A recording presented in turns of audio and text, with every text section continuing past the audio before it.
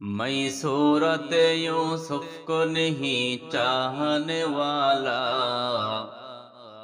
मैं सूरत यूसुफ को नहीं चाहने वाला, मैं को इसके मानंद नहीं आशिक लैला, मैं को इसके मानंद नहीं आशिक लैला।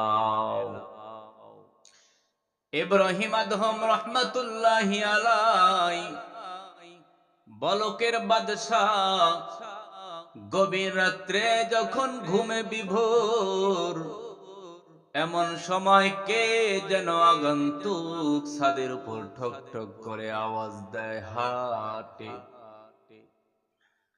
ইব্রাহিম বিন আদম রহমাতুল্লাহি আলাই জিজ্ঞাসা করে, আগন্তুক, এই গভীর রজনীতে আমার ছাদের উপর কে আওয়াজ দেয়? আগন্তুক ডাক দেয়, ছাদের উপর আমি আগন্তুক। কি করো এই গভীর রাত্রে ছাদের উপর? ছাদের থেকে আওয়াজ হয়, আমি আমার ঘোড়া তালাশ করতেছি।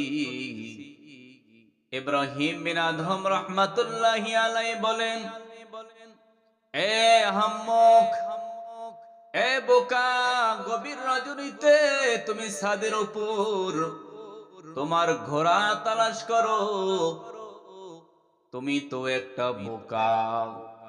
ঘোড়া হারাইলে কি ছাদের উপর পাওয়া যায়? ছাদের উপর তালাশ না করে তুমি জঙ্গলায় তালাশ করবা, তুমি পাহাড়ের কিনারায় তালাশ করবা, তাহলে তো তোমার হারানো ঘোড়া তুমি ফিরে পাইবা। ছাদের থেকে আওয়াজ আসলো, আমি বোকা না, তুমি হইলা বড় বোকা। কারণ তুমি একজন বাদশাহ, বাদশাহ হইয়া এই গভীর রজনীতে ঘরের দরওয়াজা বন্ধ করে নাক টেনে ঘুমাও। আমি যেমনি ভাবে ছাদের উপরে ঘোড়া তালাশ করে পাবো না, তেমনি ভাবেও তুমি এই রাজমহলে সুন্দর বিছানায় ঘুমাইয়া ঘুমাইয়া কোনদিন তুমি আল্লাহকে পাইবা না।